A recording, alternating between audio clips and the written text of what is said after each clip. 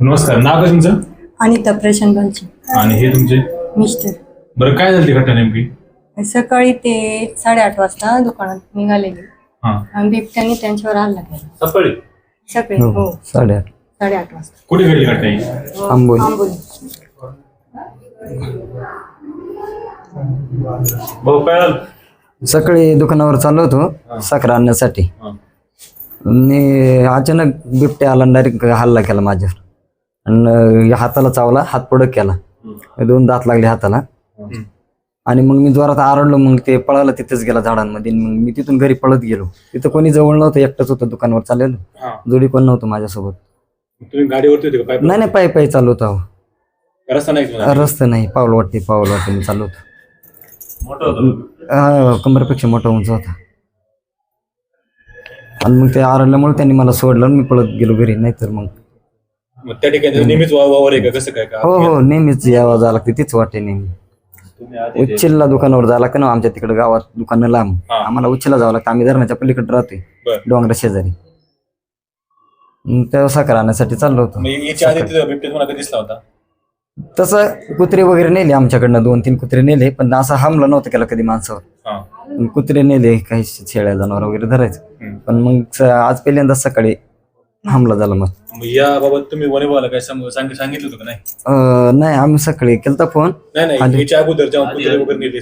नाही, पिंजरा आहे ना, एक पिंजरा नेऊन ठेवलेले, सांगितलेलं पहिलं पिंजरा, पण ते पिंजऱ्यामध्ये ते जातच नाही.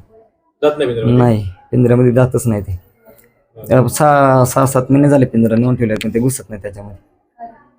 पिंजरा जातच नाही? नाही, पिंजऱ्यामध्ये जातं, पिंजऱ्या शेजारून जातं, पण त्याच्यात नाही जात. त्या ठिकाणी तुमची वस्ती किती ते जवळपास? अहो किती, आमची 2-4च घर आहेत. घराच्या समोर थोडं 5-2 मिनिटं नसेल मी घराच्या पुढे आलेलो, तिथंच त्याला हमला केला त्यांनी. साईडने काय जंगल वगैरे का? हा, जंगल, हा डोंगरच आहे, राणे, झाडी जास्त आहे. हो, आलते ते चालू होते. ते म्हटले पिंजरे वगैरे लावू म्हणले, परत अजून वाढू.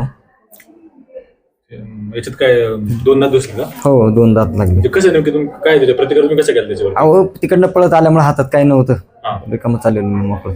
आणि तिकडनं आल्या मन केवस ओढते ना ते, तर मी हात पुढं केल्यामुळं वाचला गेलो, नाही तर माझी मान धरली असते त्याने. पण मी खाली पडलो नाही, ते उडाला, पण मी खाली पडलो नाही. खाली पडलं असतं तर त्याने मग मला पकडलंच असतं. पण ते हात जोरात आरडलो ना मी, त्याच्यामुळे मग तो पळाला, मला सोडला, म्हणजे हात सोडला आणि पळाला. आणि मग गेला. मग तिथून मी आरडायला लागलो. मग तसंच पळत हा पंजा मारला. हे इथं हाताला लागले ना, इथे एक पंजा लागले आणि इथं 2 दात लागलेत. वरती उडाला नव्हतं डायरेक्ट अंगावर, असं झालं. तुम्ही हात पुढे केला? हा, त्याच्यामुळं म्हणजे इकडे मान धरली असते माझी, पण हात पुढे केल्यामुळं हातच धरला, असा विषय झाला.